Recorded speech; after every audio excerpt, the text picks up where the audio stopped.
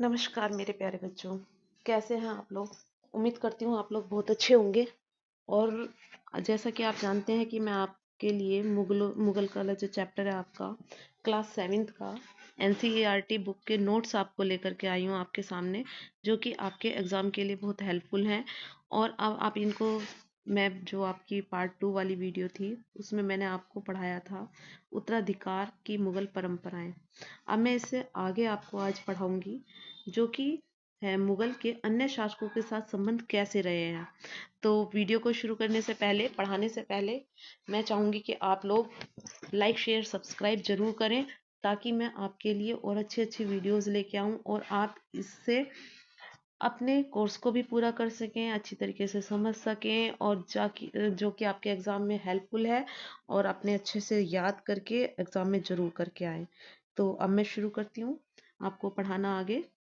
तो आप पढ़ेंगे मुगलों के अन्य शासकों के संबंध कैसे रहे हैं। अन्य शासकों से संबंध है क्या मतलब है कि जो मुगल के समय में और अन्य राज्यों पर राज कर रहे थे शासक, उनके साथ में कैसे टर्म्स रहे हैं। तो उन टर्म्स को हम समझेंगे, उन संबंधों को हम समझेंगे। मुगल ने उन शासकों के विरुद्ध लगातार अभियान किए, यानी जो दूसरे शासक उस समय राज कर रहे थे दूसरे दूसरे राज्यों पर, मुगल लगातार प्रयासरत रहे उनको हराने के लिए, जिन्होंने उनकी सत्ता को स्वीकार करने से इनकार कर दिया। जो भी मुगलों की बात को नहीं मानता था, यानी अपने राज्य को मुगल साम्राज्य में मिलाने के लिए इनकार कर देता था, उसके विरुद्ध वो लगातार अभियान करते रहे, अपनी तैयारी करते रहे, उनके साथ युद्ध करते रहे, षड्यंत्र रचते रहे। कौन? मुगल लोग। तो अब पढ़ेंगे कि मुगल शक्तिशाली हो गए थे। जब मुगल शक्तिशाली हो गए तो अन्य शासकों ने स्वेच्छा से उनकी सत्ता को स्वीकार कर लिया। जब मुगलों के जो शासक थे वो काफी राज्य पर विजय प्राप्त कर चुके थे, अपने साम्राज्य में उनको मिला चुके थे, तो दूसरे शासक जो कमजोर शासक रहे, उन्होंने मुगलों की सत्ता को बिना बिना लड़ाई के ही, बिना किसी युद्ध के अपने आप को मुगलों को सौंप दिया, अपने साम्राज्य को मुगलों में मिला दिया। मुगलों के जो शासन साम्राज्य रहा है उसमें अपने आप को इन्वॉल्व कर दिया, अपने आप ही बिना लड़े। राजपूतों जो राजपूतों के शासक रहे हैं, राजपूत इसका एक अच्छा उदाहरण रहे हैं।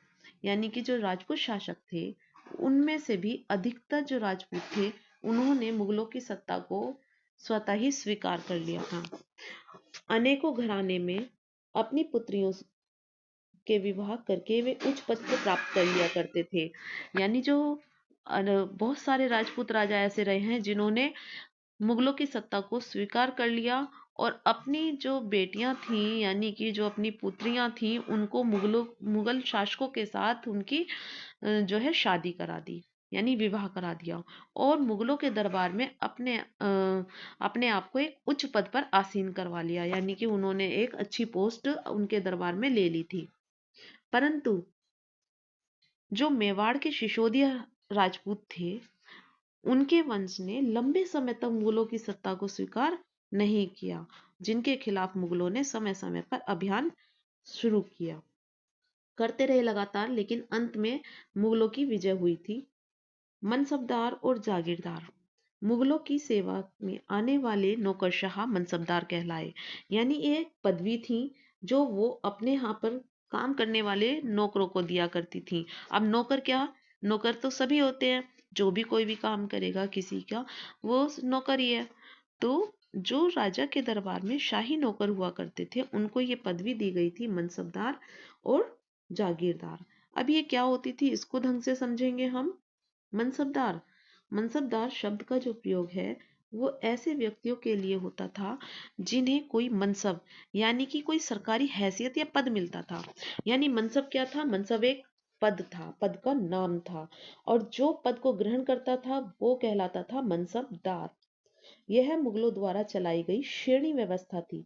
श्रेणी व्यवस्था यानी कि स्टेप वाइज स्टेप चलने वाली सिस्टम, जिसके जरिए क्या क्या हुआ करता था? उसमें पद हुआ करता था, वेतन, सैन्य के उत्तरदायित्व, यानी कि सैन्य के जो है अधिकार क्या क्या हुआ करते थे, या रेस्पॉन्सिबिलिटीज हम इनको बोल सकते हैं, वो निर्धारित किए जाते थे। पद, वेतन और सैन्य का जो है उत्तरदायित्व, जिम्मेदारी वो निर्धारित की जाती थी। पद और वेतन का निर्धारण जात की संख्या पर निर्भर करता था। अब ये जात क्या होती थी? जात की संख्या जितनी अधिक होती थी, दरबार में अभिजात की प्रतिष्ठा उतनी ही बढ़ जाती थी और उसका वेतन भी उतना ही बढ़ जाता था।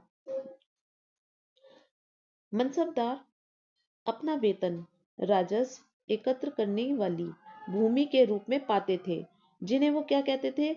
जिन्हें वो कहते थे जागीर। यानी कि जो उनको वेतन मिलता था मनसबदारों को, जो एक पद था मनसबदार, उनको जो सैलरी मिलती थी वो राजस्व एकत्र करने वाले, यानी कि राजस्व किसे कहते हैं? राजस्व कहते हैं कर को, यानी कि टैक्स को। तो टैक्स इकट्ठा करने वाली जो जमीन हुआ करती थी, जमीन के रूप में वो पाते थे। यानी कि वो क्या किया करते थे मुगल, कि एक जमीन एक मनसबदार को अलॉट किया करते थे। यानी कि एक गांव की इतनी जमीन एक मनसबदार के हिस्से में आ रही है, और इस वाली जमीन के ऊपर जितना भी टैक्स मिल रहा है वो उनका क्या हुआ करता था? वेतन हुआ करता था, यानी उनकी सैलरी हुआ करती थी, जो मनसबदार थे उनकी। जा और उसको वो क्या क्या कहते थे? उनको कहते थे जागीर। और जो तकरीबन इक्ताओं के समान थी, जो जागीर थी वो इक्ताओं के समान हुआ करती थी। अंतिम वर्षों में औरंगजेब इन परिवर्तनों पर नियंत्रण नहीं रख पाया।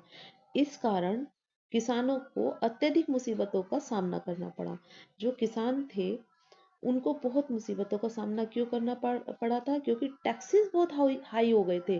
टैक्सेस यानी कि जो है राजस्व बहुत ज्यादा हाई हो गया था, ऊंचा हो गया था। लेकिन जब औरंगजेब का शासन आया था तब ज्यादा उनको परेशानी हुई। और वो क्यों ही? क्योंकि औरंगजेब की जो नीतियां थी वो सही नहीं थी। अब हम पढ़ेंगे जब्त और जमींदार। जब्त और जमींदार को हम शुरू करेंगे अपने नेक्स्ट वीडियो में, यानी कि अगले पार्ट में। तब तक आप ऊपर को इसको नोट डाउन कीजिए, इसको याद कीजिए और अच्छे तरीके से इसको लिख लिख के देखिएगा। अब हम नेक्स्ट वीडियो में मिलेंगे, उससे पहले आप वीडियो को लाइक शेयर सब्सक्राइब करना बिल्कुल नहीं भूलिएगा। वीडियो को पोस्ट करके अपना काम पूरा कीजिए। तब तक के लिए आप स्वस्थ रहें, मस्त रहें।